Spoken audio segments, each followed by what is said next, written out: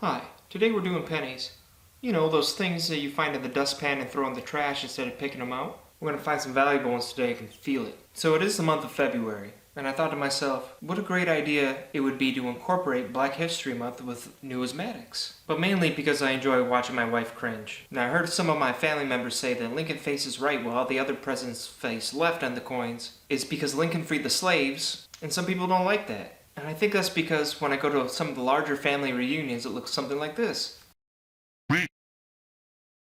But the real reason is because Victor David Brenner, in the early 20th century, found this one image of Lincoln that he really liked. And in the picture, he was facing right, and that's how that came to be. Now you guys can finally get some rest, knowing that injustice was never committed. Just don't ask me about Selma Burke and the Roosevelt dime, or things are going to get awkward again. Please get on with the video. Let's do it.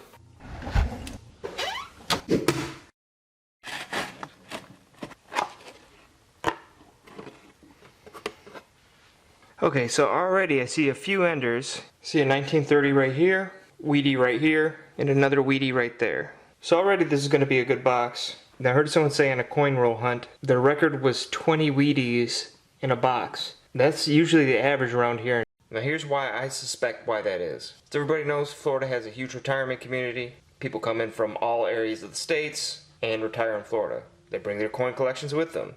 When they die, the person who inherits the collection goes to a coin shop or pawn shop. Coin shop owner says, I'll take your silver, but these Wheaties aren't any value.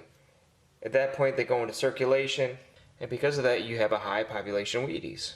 I also have a theory of why there's so much silver here in Florida, but I'll share that for a different video. I also see some potential goodies under magnification, so we're going to check them all out and see what we get. Okay, for my sanity and yours, if I find a duplicate of anything, I'll tally it up at the end for you. That way you don't have to hear me repeat myself. So I'm on the second roll, my hands are already getting dirty, but the good news is I already found two different Wheaties. Now one is a 1952 Philly, and the other one is a 1958 Denver. Roll number 3, I put it back right where I found it, but it sticks out like a sore thumb. This is a 1999. This is a broad strike. Try to get that to focus. Nice little 99, huh? A broad strike happens when the die smushes the planchette a little bit. So just to get a little bit more technical, it's produced when the collar die malfunctions and the collar die prevents the metal of the blank from flowing outside the confines of the die. You can probably get $5 for this one. Roll 4, I found a 1951D. Roll 5, and this is the one with the Canadian ender. It's a 1976. The same roll, I find a 1955. Now this is not the double die worth gobs of money, but I'm still going to keep it. So this was right at the end of that last roll. It's a 1957. Now I don't know if you can see it, but there's a die break on the date. Now because of that die break, I can probably get $2 for this if I'm patient. So I put it back where I found it. But I did find a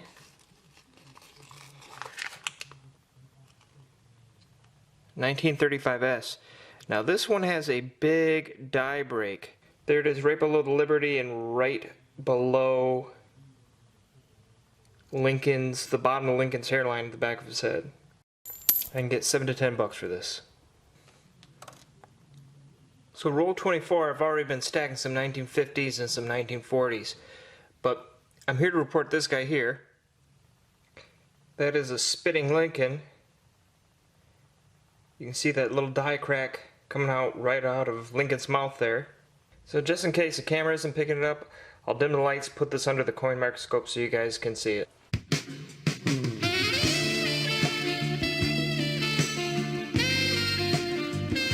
You can see the loogie coming out of Lincoln right here. Who raised you, you filthy animal? I can probably get $10 for that. Roll 28.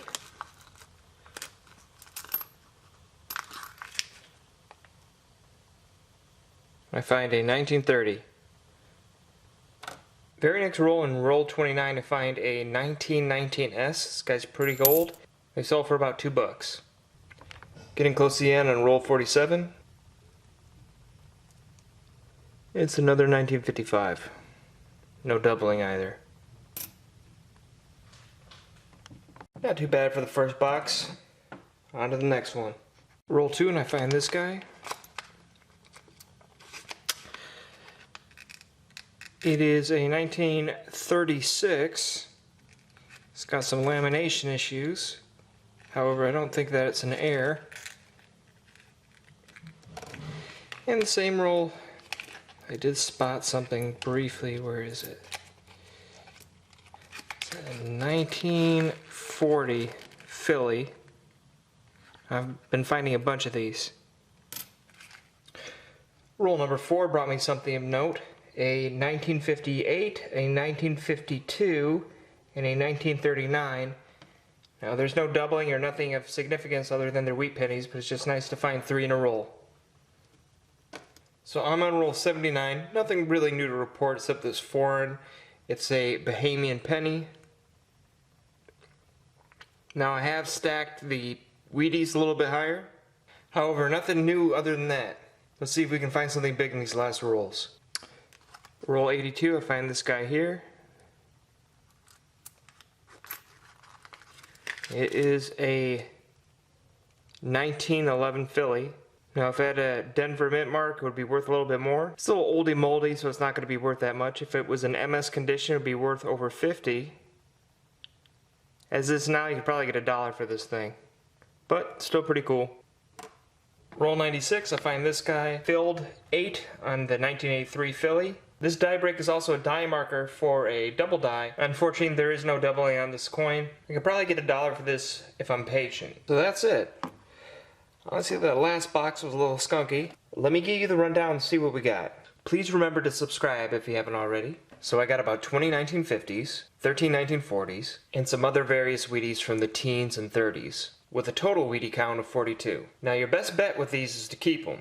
It might take some time, but if you watched my coin book video, you'll see how a handful of pennies added up to some big money. Now if you wanted to sell them, I would sell them all in a lot or a roll. And since we have 42, that's 84% of a roll. Rolls go for about 12 bucks on eBay right now. So using that ratio, you'd be looking at about $10. This highlight of this hunt for me would definitely be that spitting Lincoln and that broad strike. It was a hunt that started off strong and ended a little skunky, but that's okay. I've gotten a few things on this list and I'm sure I'm going to get them again. And hopefully next time I do it, I'll catch it live. So besides the spitting Lincoln, I did get a few die breaks and a couple old ones worth a little bit of value, with the total value of this hunt being right around $40.